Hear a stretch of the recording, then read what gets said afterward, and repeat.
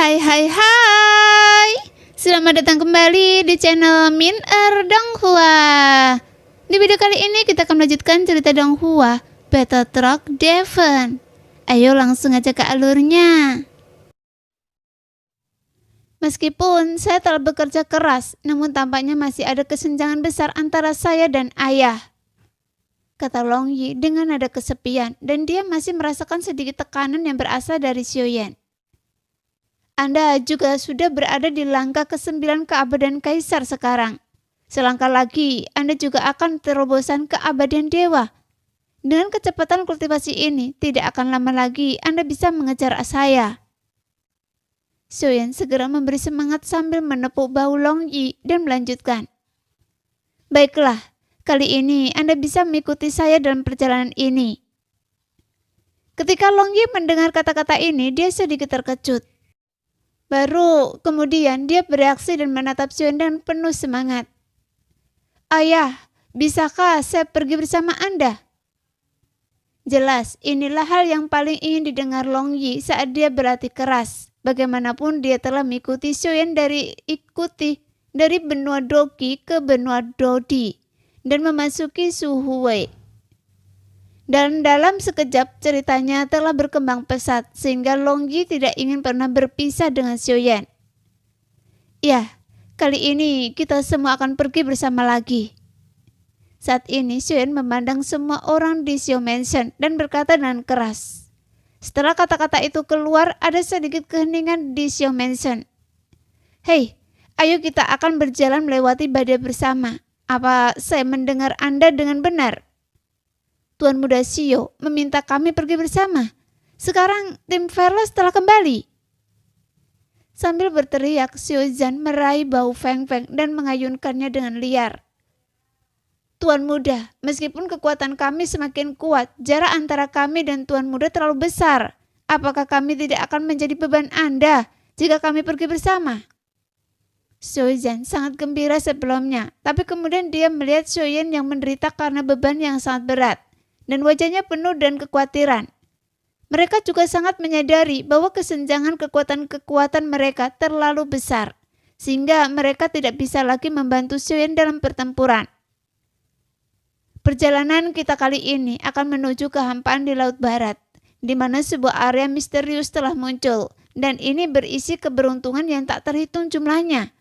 Saya pikir semua orang sudah lama tidak melakukan tantangan, jadi mengapa kita tidak bisa pergi bersama? Kata Xiaoyan sambil tersenyum. Meskipun Xiaoyan juga tahu dalam perjalanan ini bahwa ada resiko terjadinya kecelakaan, tapi bagaimanapun juga ini adalah dunia sensi. Dan sekarang sebagian besar kekuatannya dapat melindungi keselamatan semua orang. Ditambah lagi dengan adanya Ye Beijing yang menemani mereka dalam perjalanan ini, maka resikonya akan menjadi lebih kecil. Oke, semua anggota tim Fearless, kita telah lama menunggu hari ini, dan saya tidak sabar untuk bertarung berdampingan dengan Tuan Muda Xiao. Xiao Zhan menepuk dadanya yang tebal berulang kali. Bagaimanapun Xiaoyan dulunya adalah pemimpin dalam tim, tapi saat itu dia bahkan tidak memiliki tubuh fisik yang kuat untuk melindungi semua orang. Meski begitu, Xiaoyan adalah pemimpin tim yang layak dan dia juga bertanggung jawab atas semangat tim. Oleh karena itu, Xiaoyan tidak akan pernah meninggalkan tim dan pergi sendirian saat dia berdiri di depan tim Fearless.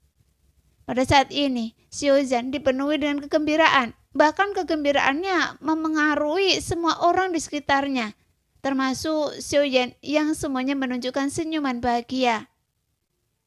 Karena meskipun masih ada kekhawatiran di hatinya, Xiaoyan benar-benar ingin mengajak mereka keluar untuk melihat-lihat, daripada berdiam diri di alam dewa kuno.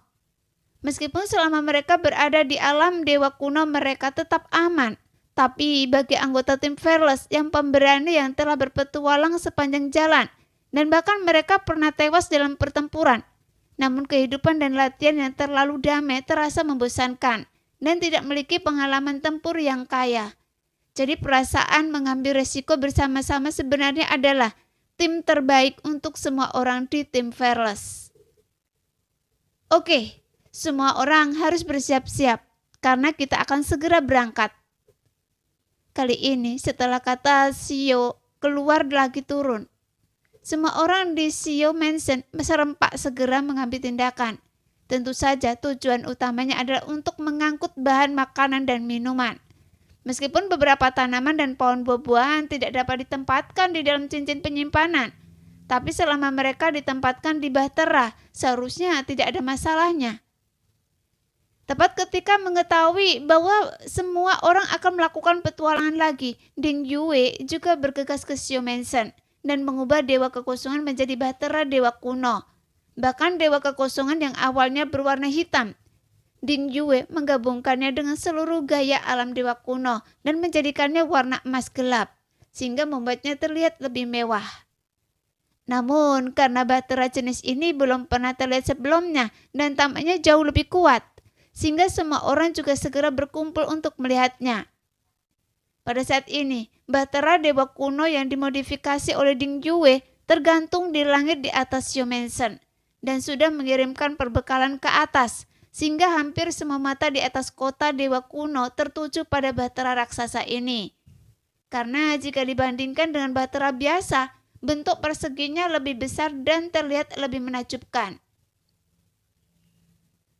Setelah beberapa saat, bagian dalam bahtera dewa kuno yang tadinya kosong dan dingin telah didekorasi oleh anggota tim yang tak kena takut dan diubah menjadi tempat yang sangat nyaman, sehingga suasananya tiba-tiba langsung terasa hangat. Pada saat ini, semua orang dari 5 tim melangkah ke kedalaman bahtera. Namun sebelum Xion pergi, sosok ratu juga muncul di depan bahtera dewa kuno. Dan ratu juga menunggu waktu sampai Xion sendirian. Sebelum dia segera menemuinya pada saat yang sama.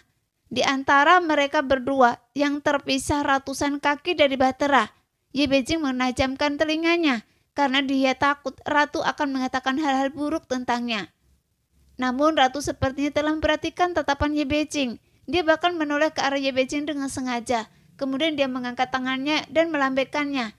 Segera sebuah kekuatan yang tak kasat mata mengisolasi keduanya di dalam. Tepat ketika Ye Beijing melihat pembatasan misterius itu, dia sedikit mengernyit karena sangat sulit untuk mendengar apa yang dibicarakan Xion dan ratu. Sehingga Ye Beijing langsung mengutuk pelan. Sialan, wanita licik, ini akan mengatakan hal buruk tentang saya. Pada saat yang sama di kejauhan, ratu terus memandangi wajah Xion dengan ekspresi khawatir. Anda harus berhati-hati saat pergi ke sana. Bagaimanapun pertempuran yang sebenarnya dengan Taisu akan segera dimulai. Dengan tidak adanya Shen Wu di sini, dunia sensi tidak akan aman sekarang. Ketika Xion mendengar tentang Shen Wu dari ratu, dia menatap ratu dengan serius. Bagaimanapun Xion telah memanggil Shen Wu berkali-kali dalam pertempuran sebelumnya, tapi Shen Wu tidak pernah muncul. Lagi pula Xion pernah bertarung dengan Suzu sebelumnya, tapi itu hanya untuk penindasan sementara. Untungnya, saat itu Suzu masih ceroboh, tetapi dia tidak akan pernah berhenti untuk mencoba membunuh Xion, dan bahkan bukan tidak mungkin dia akan datang ke sensi sendiri. Oleh karena itu, tidak ada keamanan mutlak di dunia sensi sekarang. Meski kehendak sensi akan menekannya secepat mungkin, tapi ada banyak cara kali ini. Jadi ada banyak orang kuat yang ingin membunuh Anda. Jadi Anda harus tetap berhati-hatilah. Mendengar apa yang dikatakan ratu, Xion tidak berbicara, tapi diam-diam dia terus mendengarkan instruksi ratu. Mendengar ini, Xion memandang orang-orang yang sibuk dan bahagia di bahtera dewa kuno dan dia ragu-ragu sejenak. Berapa lama sensi bisa bertahan? Setelah hening sejenak, Xion bertanya dengan suara rendah. Saya juga tidak mengetahui hal ini, tetapi dengan kekuatan Taisu saat ini, mereka tidak dapat menembus pertahanan dunia sensi untuk saat ini, tapi tidak cukup bagi saya untuk memprediksinya. Anda seharusnya juga melihat Buddha dari alam misterius surga barat. Jadi perang ini tidak hanya antara sensi dan Taisu, tetapi juga menyangkut dengan para makhluk abadi dari dunia kuno dewa iblis abadi yang Anda bawa kembali. Sekarang Xion baru mengerti mengapa ratu ingin dia meninggalkan alam dunia sensi. Pertama adalah menghindari kejaran penguasa Taisu, dan yang kedua adalah merekrut kekuatan dunia lain untuk bergabung dengan dunia sensi. Jadi kelihatannya seperti suatu kebetulan. Namun nyatanya itu semua sudah dalam pengaturan ratu. Tapi Anda harus terus melangkah maju dan saya akan selalu ada di belakang Anda. Tidak peduli hidup atau mati, saya pasti akan maju dan mundur bersama Anda.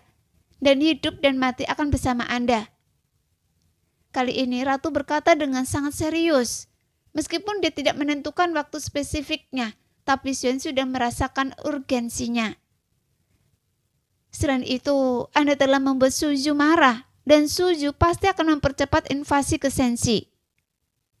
Mendengar itu, Xuan mengangguk dengan berat.